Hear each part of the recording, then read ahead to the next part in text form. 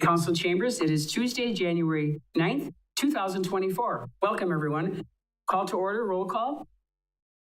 Please stand for the Pledge of Allegiance. I pledge allegiance to the flag of the United States of America and to the republic for which it stands, one nation under God, indivisible, with liberty and justice for all. Item C, identify public possible conflicts of interest. Seeing none. Item D, public comment period, correspondence. At this time, I will recognize those members of the public who have indicated a desire to address the council. Upon recognition by me, persons may address the council, first stating their name and address. The council may act on emergency matters introduced by members of the public. Any public comment? Any public comment out there? A third time, no public comments. We'll move on to item E, approval of minutes, December 19th, 2023.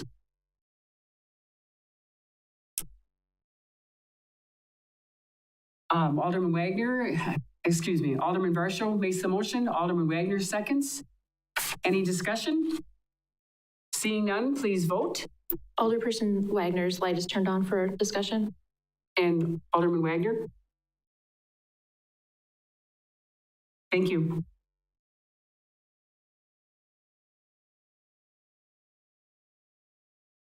Mrs. Spiros?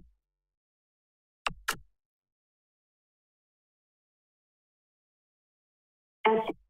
Mr. Rigel? Yes. Thank you. Minutes are approved. F is staff updates. Any staff updates this evening? I'm not aware of any this evening. Thank you. Mayor's comments. Welcome to 2024, everyone. Happy and healthy new year to everyone. Council comments. Alderman Stelber. Thank you, Mayor. If I could, another Tuesday tribute. Mr. Don Hasenroll passed away. Don was 88 years old and served the residents of the 70th district for 26 years. Quite a length of time. Don was anyone knew him, was a humble guy. He would campaign on an old bicycle with balloon tires and a basket on the front handlebars. And a very likable guy. And I think anyone that can do it for 26 years did a good job. So condolences to the family. There will be a service on the 20th, St. Michael's Catholic Church in Hewitt. Thank you. Thank you, Alderman Stelber. Alderman O'Reilly. Thank you.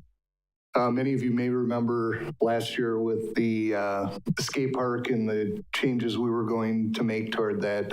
We did not get around to it. I had a struggle getting the artwork that we were going to mount on the fences. That turns out artists are like trying to herd cats.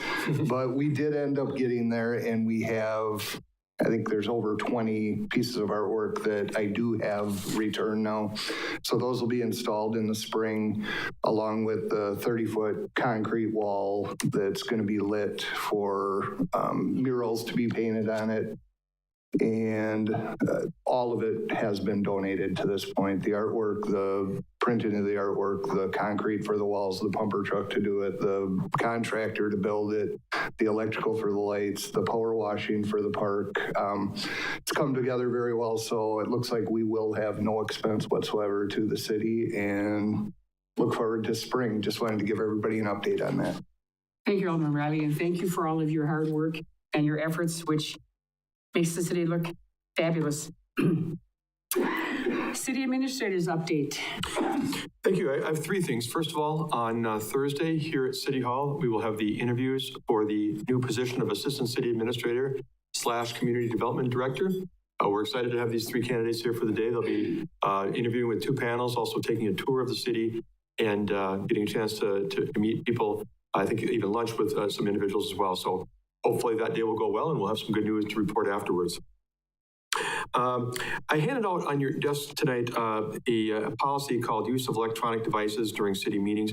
And it's not because of anything in particular, except that, we've been going through this issue of remote attendance at meetings, and part of the policy talks about decorum and protocol and and those kind of things, and how to be handling yourself during meetings. So it seemed like a good time to bring this back out again and remind people with respect to the use of cell phones and the like during meetings that this policy is in effect. Everybody signed it, I believe, back in April.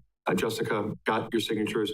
So it's just a reminder, maybe take a look at it again and make sure that we are observing the rules for proper use of technology during our council and committee meetings. And then the final thing, I'd like to welcome back Anthony Holleran. He's been away on military leave for 2 years, came back to the fire department effective January 3rd. So we're thankful for his service to his country and happy to have him back in the department. There was a question raised about, I think, staffing levels. Sarah Dressel, our HR director, I think handled that very well. If you have any questions for her and follow-up, please contact her directly. And that's all I have this evening. Thank you, Steve. Thanks for those great updates. Item J, reports from commissions, boards, and committees. Seeing none. Item K, consent agendas. Alderman O'Reilly. Thank you. Oh, I'm sorry. Pardon me. This is a new screen, so I'm working through it just like everyone else. I apologize. Motion by Alderman Tompkins, second by Alderman Giles. Now, Alderman O'Reilly. Thank you. I would like to pull the Plan Commission item N1 for discussion, if we could, please. Certainly. Anything else? Seeing none, we vote Vote on the rest, yeah. Vote on all the rest.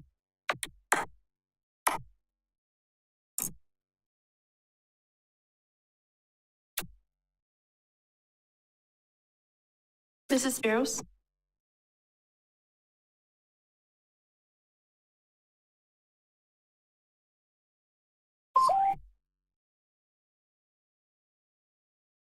Mrs. Barrows, your vote on the consent agenda? Yes. Mr. Rigel? Yes. Thank you. The item to be pulled out is Plan Commission 1, Resolution number 2020-01, use permit for 2609 East 4th Street. Alderman O'Reilly. The item of question here came through Plan Commission, and there was some pretty lengthy discussion about potential for contamination, as this is a junkyard, whatever the proper terminology is. And as I thought about that after the meeting, I thought I would bring it up here, and I don't even know if this is a possibility, but I think it would be in our best interest, if possible, to have that property tested before this would be approved and move in there. And the reason being is, if there is any contamination, it would be nice to know this prior, so that down the road, if there is additional contamination, or if there's not contamination now and we find it later, it can be addressed through the entity that owned the property at that time.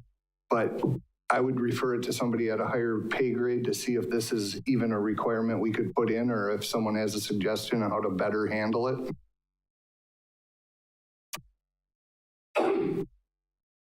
Tom?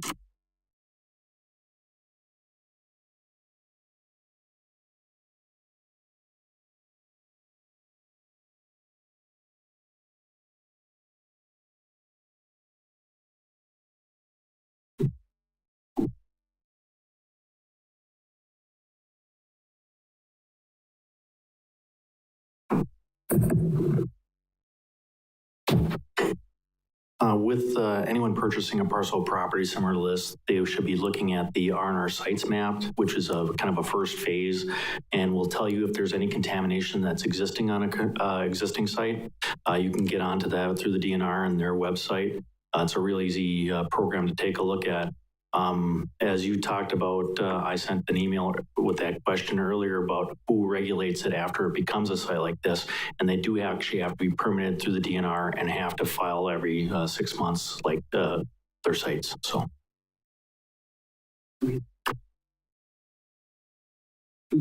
Yeah, I'd like to add to that. And hopefully some of you saw the email I sent out earlier today that was from something sent by the applicant for this permit.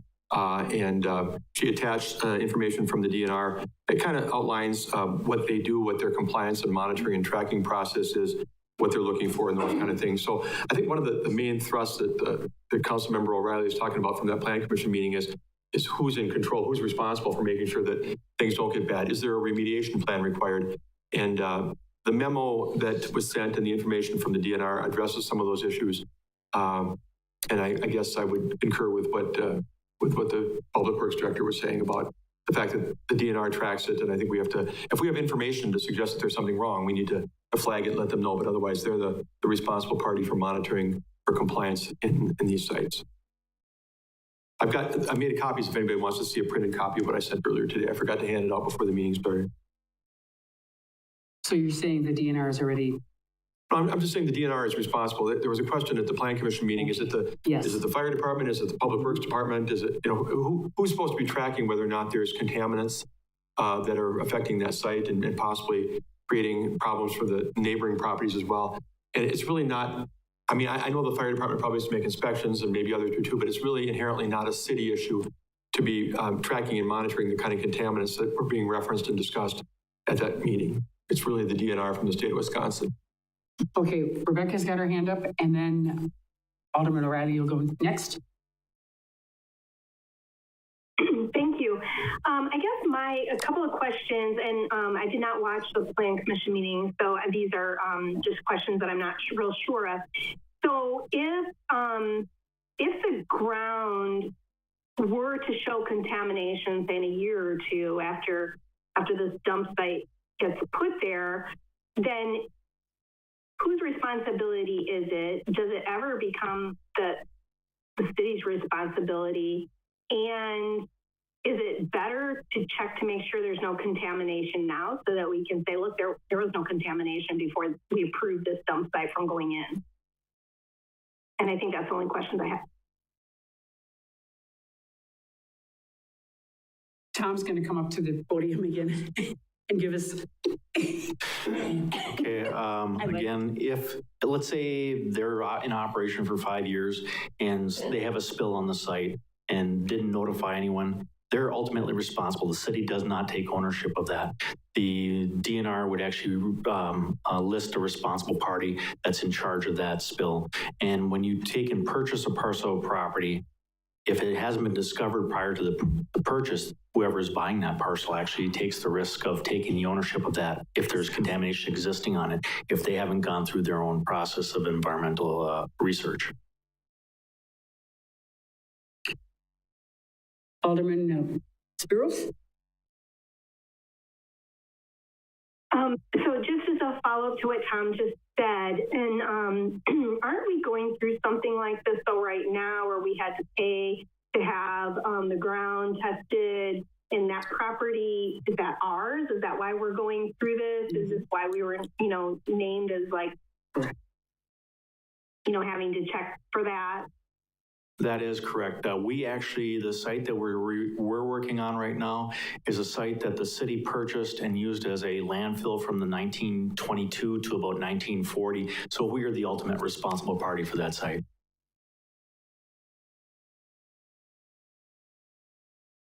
And Alderman Riley, you have no other comments? Everything is good? Thank you. We have a motion by Alderman Stauber, a second by Alderman Varsho. Alderman Weigel. Sorry for jumping in. Oh, you're on mute. Andrew, right you now. just muted yourself. There we go. Oh. Here we go. That's what I get for being fancy with the space bar. I was reading a letter from Ms. Vanderhaden there, and the last paragraph, I've been trying to process it. Maybe it's just been a long day, so if anyone can help me out through it, that'd be helpful. So the last paragraph there, she said there would be no need for remediation due to following all of these ordinances. What happens if they don't follow the ordinances at that point? Where does the remediation come from? Because I think that was kind of something that we brought up very tangentially here about, obviously in this case, we would have owned the property, but what happens if they don't follow the DNR or the guidelines that are supposed to be followed and there is pollutants there? Obviously that shouldn't happen, but if it does happen, does that stay with, the actor who let it get polluted, and then what happens if that actor in this case is an entity and is no longer in business and is defunct? Who ends up shouldering that burden at that point? Cap? Okay, I can't dodge it anymore. So normally it's going to track to that owner. You've identified the idea that, what if you don't have a financially responsible party? It would then depend on what happens with that property. But anybody that takes possession after that then becomes responsible for maintaining the property and a responsible party. It's one of those situations where, and there's been times where we've discussed here where pieces of property may become a nuisance or whatnot, and it's why we are very reluctant to just go in and start to take those over or take a transfer to try to, get control over those, because you could end up taking responsibility if you did that. But assuming this is privately owned and it's in that setting, then the city isn't responsible. The DNR would be the one that would take action. So when you ask about if they don't follow those regulations, the DNR would normally take action against them, and they have quite a bit of substantial resources to be able to enforce those things against, which include compounding penalties, et cetera. But that's normally what happens. I will also say that we, in theory, could take action against a property that becomes a nuisance and potentially contaminated under our own code. There are circumstances where that would happen, but normally with the kind of thing that you're talking about, a spill or a contamination, that falls under the DNR.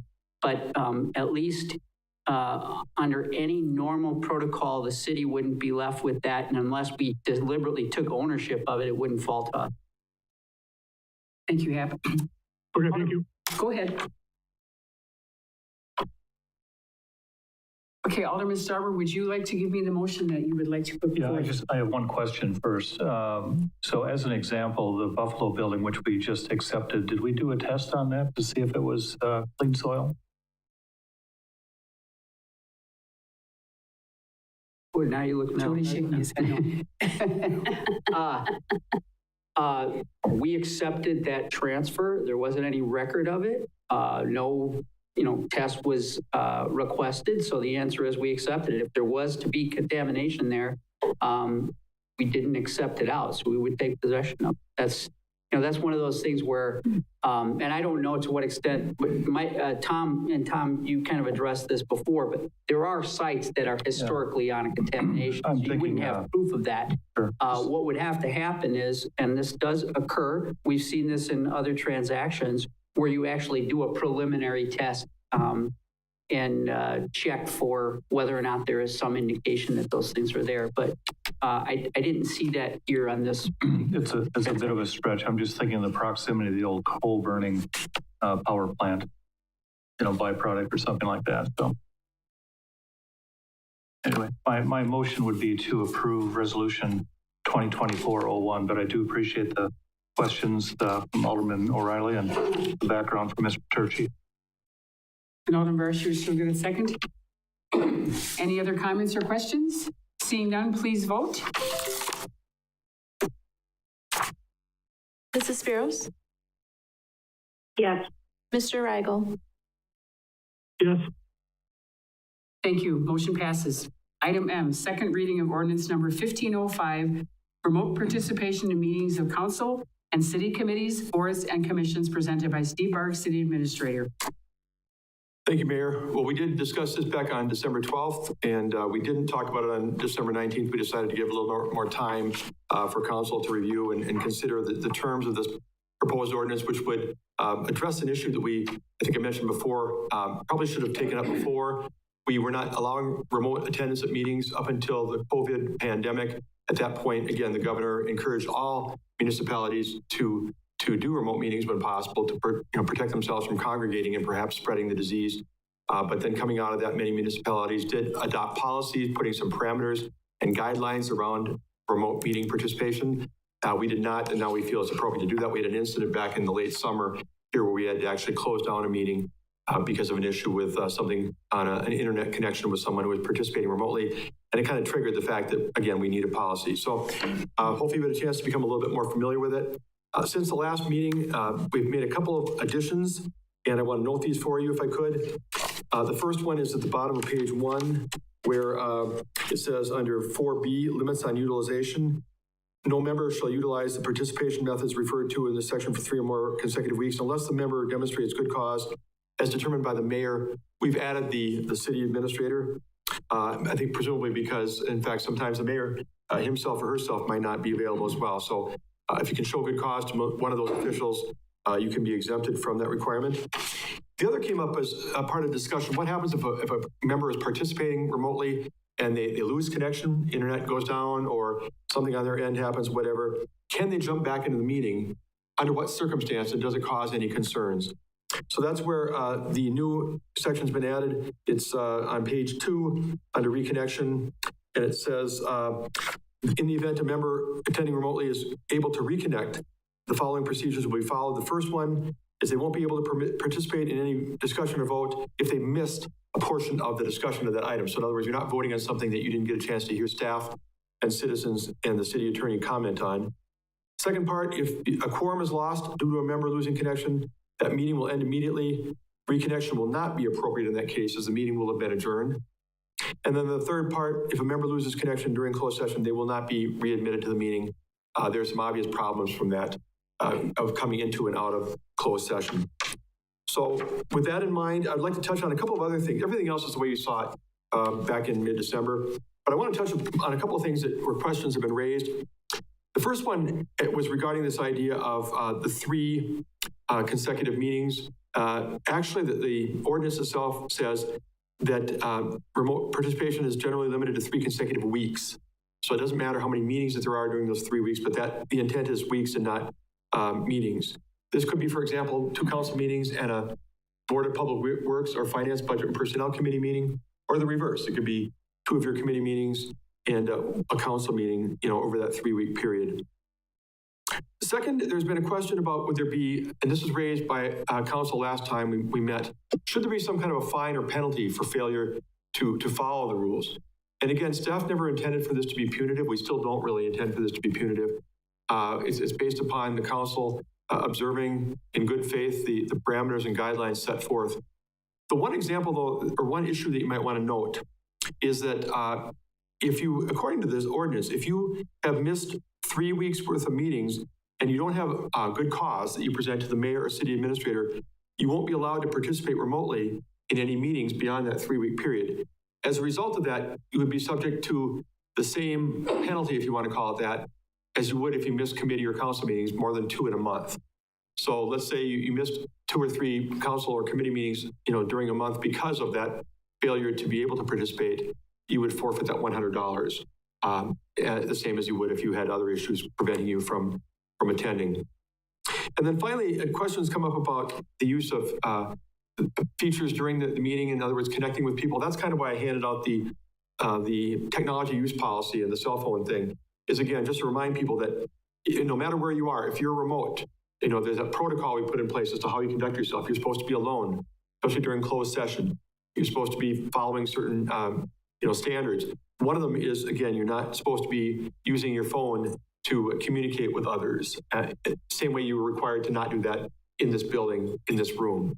So make sure that you're observing that policy at all times, that you're not communicating with people in a way that's not appropriate according to the city's technology policy. With all that in mind, staff would recommend approval of ordinance number 1505. Alderman Riley, you have a comment or question? Thank you. I have many. And I'll apologize in advance, but the more I went through this, the more concerned I got about it.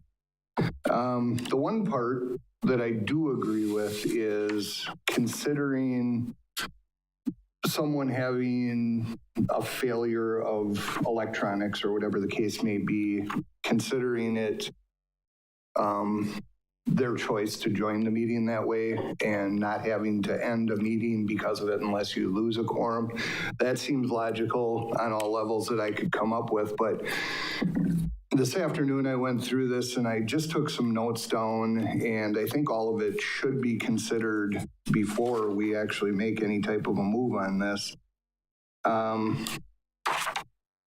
first thing I'd like to clarify, so you can miss 2 meetings attending remotely, but the third one, you can also do it, but then after that, it would be, I'm Any group of meetings in a 3-week period. In other words, if you miss, right, Steve? Yeah, if you miss 3 or more weeks of your meetings, whatever your meetings may be, finance, council, whatever, we say miss. I mean, the ordinance is intended to say if you participate remotely for 3 weeks of meetings, after that, participation in meetings remotely consecutive beyond that would not be allowed unless you had gotten approval from the mayor or city administrator for cause of why you could not attend the meeting in person.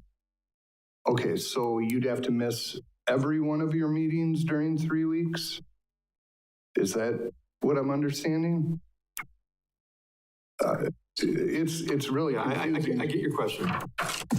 And the other question is after that 3 weeks, you would have to attend in person, but does that reset or are you out for the rest of the year? Or, you know what I mean? It doesn't really describe how you handle that situation if you do get to that point.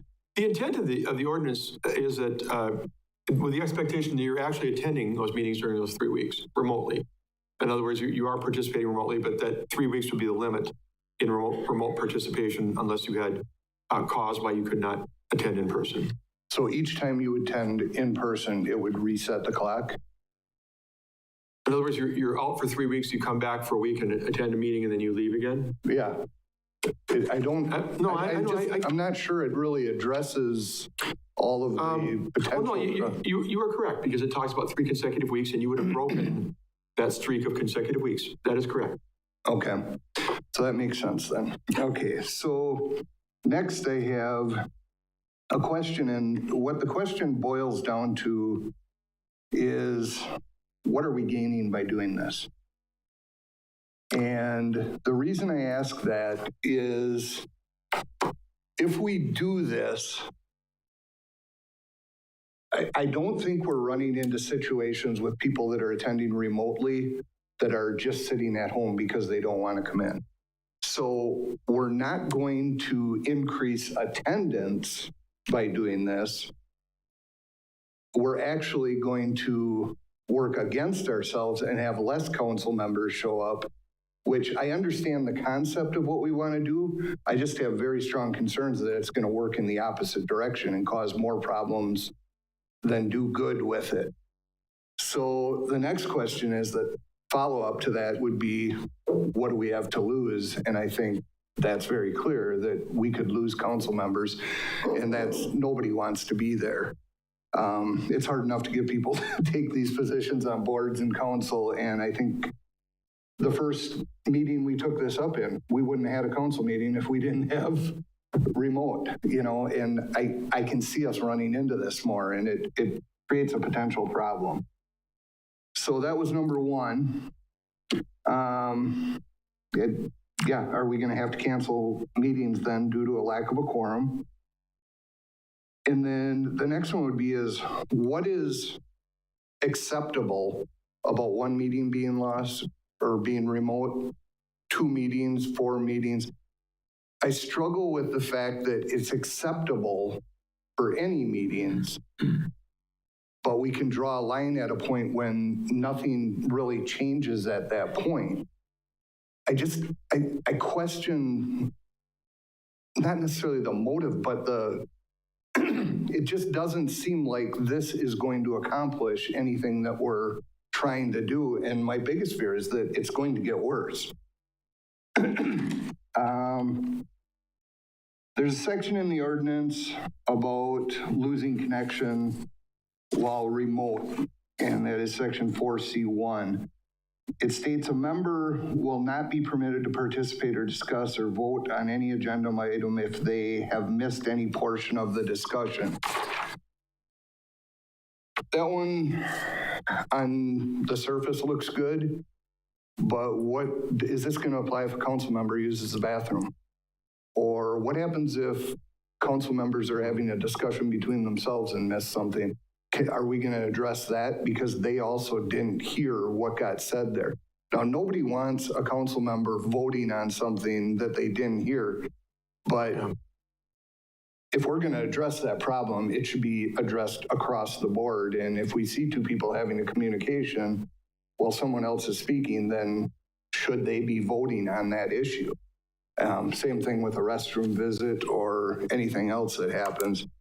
I don't think we can, cherry pick certain items.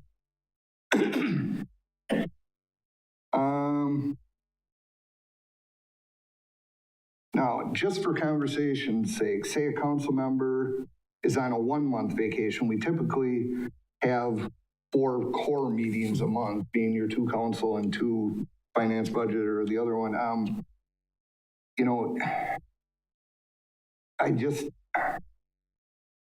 it goes back to the same question is, if we get past that 3-week mark, which I don't think there's a lot of situations where you get past that, but if you're out 3 weeks, there's a good chance you're out 4. And do we shoot ourselves directly in the foot by making that 3-week mark the cutoff? Again, why is it acceptable for 3 weeks, and what is the reasoning or rationale behind that 4th week? And section 3-024B states a member shall utilize the remote participation method for 3 or more weeks, or shall not utilize it for 3 or more weeks unless the member demonstrates good cause as determined by the mayor or city administrator if a state of emergency is. Now, this one causes me real serious heartburn. And with all due respect to you, Steve and Lois, what in the world are we giving that power to you two for when we work for our constituents? You are taking away the representation of the constituents. The council members are not paying any price for this. Your constituents are the ones not being represented. That's concerning to me. I don't see situations where, we all have to look at the facts here. Technology has changed. COVID has changed everything. Everything from corporate meetings to legal to doctor's appointments have all gone to Zoom. Now, I don't really care what any city in Wisconsin is doing, and I'm not out here to follow what another city is doing, because I think it's wrong. I think Zoom is probably one of the best things that could have happened to us. And I have a big problem with walking away from that. Does it have its downfalls? Yes. But in the end, my analysis is it helps us significantly through this process with less canceled meetings. You still have the participation. You have the representation of the people. I'll get off my soapbox, but there's no way that I personally can support this. I can't rationalize why we would do it. So I'll leave it at that. Alderman Werman? Actually, before I go, I think at one point, Rebecca and Andy both had their hands up. So did either of you have anything before I go? Okay. I'm going to both agree and disagree with a couple of Mike's comments. I actually think he brought up some really good points. And there are a couple things that I wrote down as he was talking that I think should probably support some of those as well. So I would agree, uncontrollable loss of internet does end up hurting if we are unable to comment, continue to process a certain topic, especially because we're not really establishing guidelines around that. That could be seconds, it could be 10 minutes. If I'm 10 minutes and I miss an entire topic, I could completely understand why I'm out of that. But to say I dropped for 30 seconds and I was able to get back in, I also think I think we're kind of getting very rigid on some things that are probably meant to be a little bit more flexible. That is the whole intent of our remote attendance into these meetings, is to allow a little bit of flexibility. So I do have heavy concerns on that as well, because I also agree we're taking away that representation, especially if it's a very short time. So if we're going to have that in here, I would suggest that we need to establish a time parameter around that before we just say, if you drop, you're out. I think a couple things that would help mitigate some of this would be, we're running into some heavy risk of people dropping from meetings and not having a quorum or having connection issues and the people aren't represented, it would be wise if we built in some sort of attendance response system instead to say, hey, we know we're going to have 5 people virtual. Maybe we need to move this meeting. I know that we have the time capabilities to do that, especially when we get our agendas on a Friday. You know, we have that gap built in for a reason. And I don't think we currently do that, but it might be smart of us to start doing something similar so that we don't have a bunch of people on Zoom and run the risk of them not being able to stay and represent or not being able to get in. In addition, I think if we're going to go this route, and I'm going to piggyback off of a lot of what Mike said, is I don't understand the 3 weeks. And I think what you'd be better off doing is creating a list of categories that would be considered excused versus non-excused. For example, I know Rebecca has been away for work and has had to attend virtually. I've had to do the same thing. I've also taken a family vacation and had to attend virtually. That could be considered not excused. It was a choice. It's not something that I was able to really say, this is uncontrollable. So I would think if you're going to do that, you'd be better off creating some sort of list of excused attendance to be remote and then creating an occurrence tracker. Kind of similar to what a lot of businesses do. Instead of saying any meeting in 3 weeks, because then when does that reset? Do you have a limit, or can I go for 3 weeks, attend 1 meeting, and then go for another 3 weeks? I think occurrences would be a lot more helpful to say, hey, you had 6 unexcused, remotes that you attended.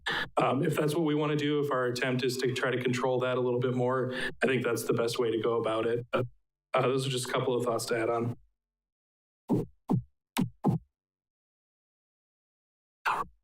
Alderman Spiros?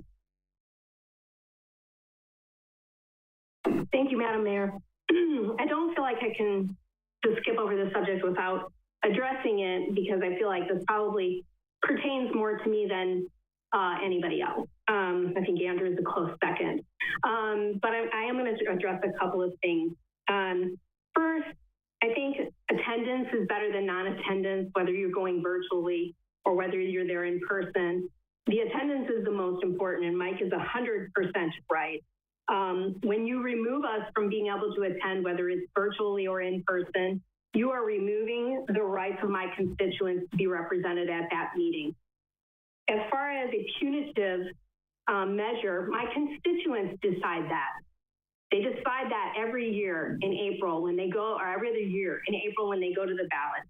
And if they're unhappy with my performance or any of my peers, they will tell you that in April when they go to the voting ballot. Secondly, who's going to decide what's a good enough reason? That's virtue shaming at its finest. And, your reason may not be acceptable where it may be 100% acceptable to me. You see that in every area of business. You may have a boss someday that thinks that, being out with a cold is unacceptable. Just take some medicine and show up for work. Or others will say that that's perfectly fine. We'd rather you stay at home and not bring your contagion into the building. Secondly, I want to talk about the fact that this was brought up a few weeks ago. And since that time, 2 meetings that I attended virtually would not have had a quorum had I not signed on and attended. So I think that that's worth mentioning. And that was both the Common Council and the Finance and Budget. Had I not attended virtually, you would not have had a quorum for either one. Because I do think that this is brought forward as in a personal attack, I do want to mention to everybody that I have never in 12 years missed more than 2 meetings in 1 month. I think if you go back on my attendance record, you'd be hard pressed to find that I've missed more than 2 to 3 meetings an entire year. And you probably only find 1 to 2 years that it's even reached that amount. Doing this is not going to force people to come to Marshfield to attend the meeting. If Andrew is working in Virginia, it's highly unlikely he's going to fly back to attend a meeting. I can tell you, if I am in Florida, it's highly unlikely that you're going to force me back into Marshfield to attend a meeting. Rather, is the fact that I just won't attend that week, which is unfortunate because, as I said, my attendance record up to this point has been what I would say stellar. As far as the connectivity, I totally agree. If you miss a topic, you shouldn't vote on it. But as was said earlier, if you're out for 30 or 45 seconds because you had a blip with your connection and you're back in, again, you're taking a representation of the constituents away when you don't allow the person to have a vote. Let's see. I mean, I just think that's the basics of it. I don't understand this policy at all. I don't understand why you would not promote attendance rather than discourage it, whether it be in virtual or in person. Virtual meetings have been very effective in many, many areas. They're literally using this for depositions and things like that. As far as the law goes, they're using this in cases. If you're a physician or you're a nurse practitioner and you're using virtual health, and you think you're effective enough to be able to look at somebody's mole over a camera and give them a treatment plan or evaluate their depression, then my goodness, we should certainly be able to attend a meeting in which we can hear the entire conversation and vote on that. And with that, I will, that's all I have to say, I guess, at this point. Alderman Varsho? Would it be relevant to make a motion to send it back to staff and have the council members send their emails to Mr. Barg for things that they would like to remove or update or change, and bring this back in another 2 weeks? I will make that motion.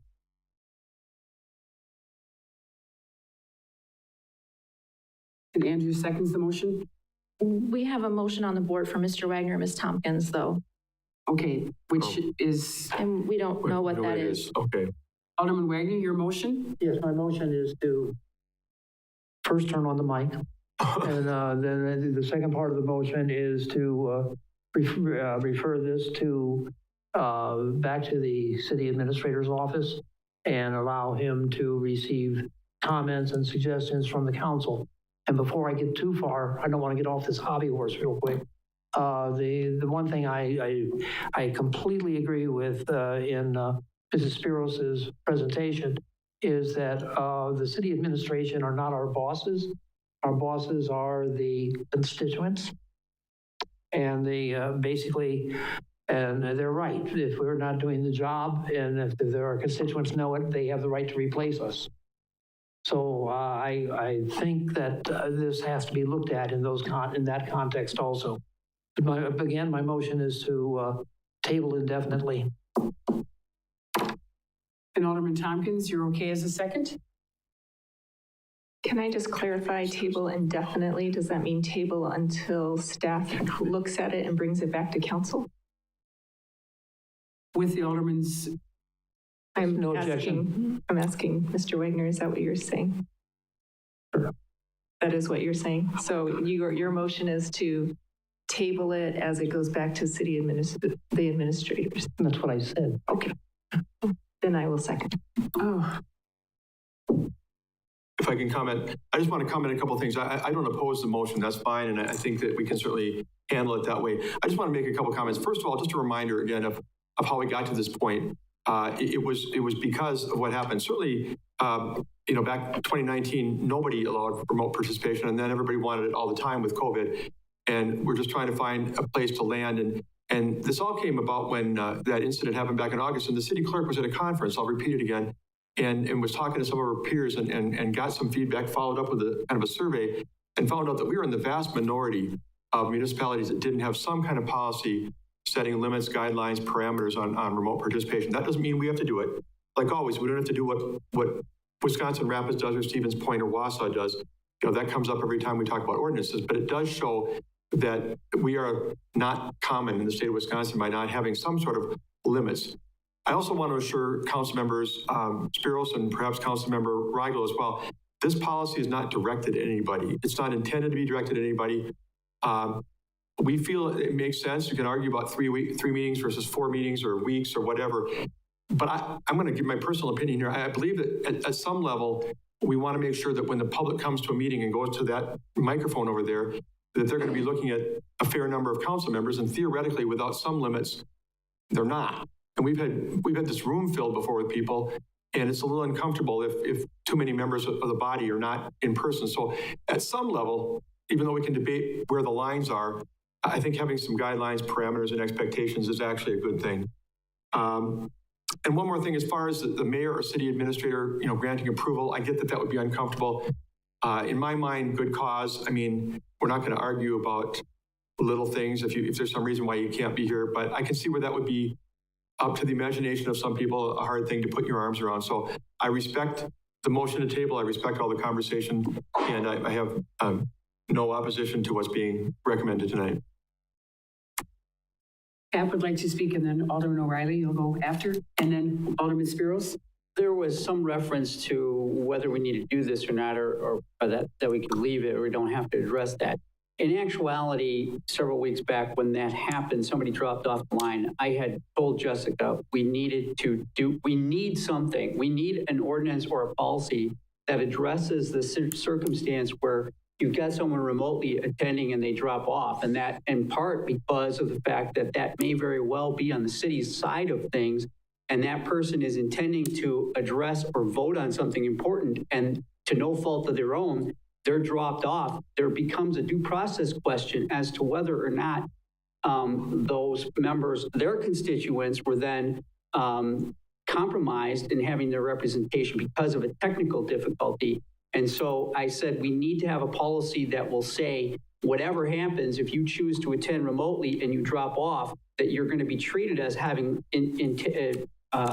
intentionally left that meeting, so we can at least move forward and not stop the process. So that's one reason not to leave. At least that end of this should get back here so we have a way to address that. Because I do think if we had that happen, that we are in a position where there's a real question whether or not the meeting's got to stop. Alderman O'Reilly, and then Alderman Spiros. Thank you, Mayor. Yeah, I have absolutely no issue with what you're talking about. I think when you go remote, it's going to be looked at as an acknowledgement that that is a risk you take, and you're leaving intentionally at that point. That is something that happened. I think that's logical to have on the books. I think as far as Steve's comments go, the part about, what was it called? Good cause, or whatever the terminology was. You two would probably do a great job with it, but there will be people after you. And the city has gone through its share of concerns about way things are done. And I can't stress enough that it also opens the door for a situation where either a city administrator in the future, Steve, or a mayor in the future, Lois, but if we got into that position and someone could not attend remotely, things can be put on that agenda. People are going to know they're not going to be there. I'm not saying that it would happen, but it opens the door for some pretty nefarious activity from that perspective. Nobody wants to go down that road with anything, and that's concerning to me. And I will go back to the other comment of Steve's, which was we need to find what that sweet spot is, basically. And I would argue that the sweet spot is allowing remote access, because no matter if you start at 3 meetings, 2 meetings, or 22 meetings, you are going to lose representation. I just can't stress enough that this is such an accepted way of doing things now. Let's be a leader instead of a follower in this state. I just can't make sense of what it brings good to the city by limiting it. I just cannot find that. Alderman Spiros? So just a couple of follow-ups. When Hap used the word intentionally leave a meeting, it should be recognized as intentionally leaving a meeting when you lose remote access. And the fact that we're basing this all on one occurrence that happened, and I remember the occurrence. It wasn't me, by the way. I wasn't attending virtually, so it wasn't me. But I do want to say I do remember that occurrence. And it did happen during the closed session, and we were a little confused for a moment on what we should do. We pretty much got that figured out within 5 minutes and closed that meeting down. So I'm not understanding why this is being blown up into such a big situation. We have 4 meetings every single month. This has happened one time. Secondly, intentionally leaving a meeting, I just don't like that terminology. I mean, I don't think it's intentional. If the city's Wi-Fi or their little board there in front of Jessica for the 100th time has an issue with connectivity. Secondly, I think, again, when Steve said this wasn't personal, I just tend to disagree with that, and I'm going to leave it at that. And then in reference to Mike's comment about this possibly turning nefarious, I totally agree with him. You don't know who's going to be sitting in Steve's seat or in Lois's seat in the future. And, you know, what if they know my stance on a certain situation and it's, you know, on the fourth meeting and you just deny me because you don't like the stance I take? And you know how I'm going to vote because I've been vocal enough about the stance. That doesn't seem right to me. I mean, that in essence is giving you my vote instead of me having the vote. And I don't agree with that. Again, I don't understand the purpose of this at all. All you're going to do is discourage attendance rather than improving attendance. Because like I say, people don't attend because they're usually somewhere. They're either out of state or they're very ill. Neither case, you know, you're not going to improve attendance by forcing people to try to come in and sit there in City Hall. Nextly, as far as what other cities do, I couldn't care less. I don't care. It makes no difference to me. Virtual meetings this is 2024 and it happens everywhere. Everybody uses it. So I just think it's archaic and a little backwards to try to say that's a good reason not to do it. As far as people in attendance, you know, people coming up to the podium and not seeing many members, I would just question what many members means to you, because I mean, there's been very few meetings that I've ever been there for that there's been less than 6 or 7 people actually in the room. Sure, it does happen in the summer. You'll get more people on vacation and you might see that. But again, I like to give people credit for their intelligence, and virtual is the way of the world now. And I don't think people are really going to think it's that big of a deal. And I guess I'll just leave it at that. Alderman Werman, then Alderman Weigel. I was just going to say, I believe we have a motion on the table, and in an effort to try to get to that motion and get to voting for that, I just wanted to ask a clarifying question. I think at one point Brian had suggested emailing Steve or the city administrator any notes we have as city council members. Is that part of the motion? Is that just, Steve, are you going to reach out and we'll reply back? Absolutely. And then secondly, can you provide any documentation we have on what our attendance policy is right now? Because I know there is documentation on city council members have to attend meetings. I don't know if it says in person. Maybe there's ratifications we can make to that instead of whole policy, but just throwing that out there, that it would be good to review that as well at the same time. I just know now it doesn't refer in any way to virtual, but of course virtual wasn't a thing until 2020 for most of us. So but there is an attendance policy of sort. If you could include that whenever you reach out, that'd be great. Sure. Alderman Weigel. I'd like to call the question at this point. I think we've addressed this well enough, and I think the motion on the table is ready to be voted on at this point. Please vote. Now you're voting on Alderman Wagner's motion, which, Jess, would you please read that one more time? Thank you. The motion was to refer the ordinance 1505 back to staff and direct council to send comments to the city administrator.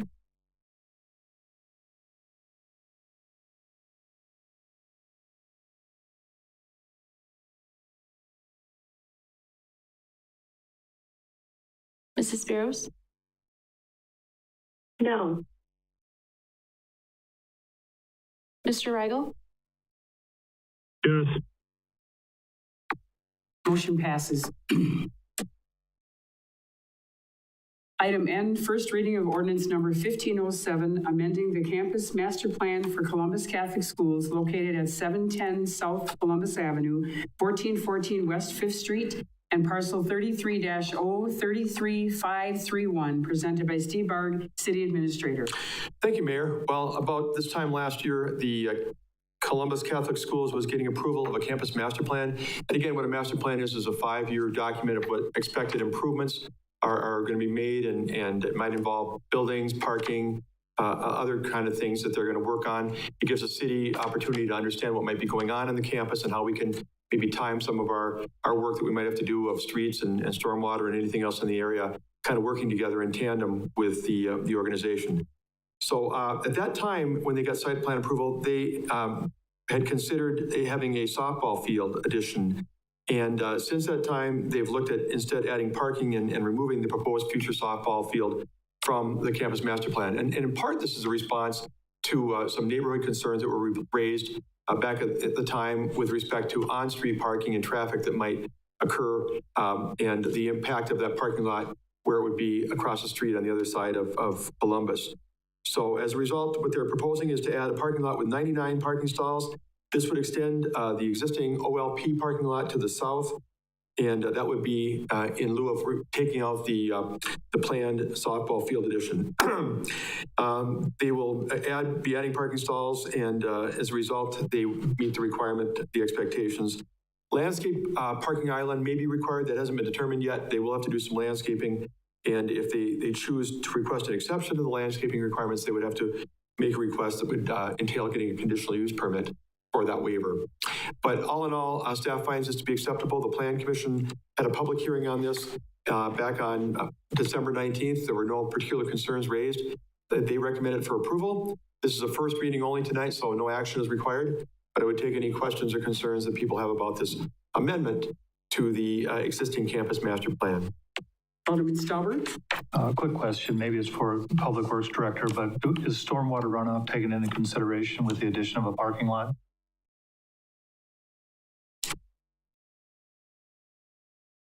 Absolutely. In fact, anytime there's an effect on a site that is greater than 1 acre, automatically kicks into our stormwater ordinance, which means that they have to design for 40% TSS removal rates, plus they have to design their site to match the pre to post runoff for the 5, 10, 15, or 50 and 100-year storms.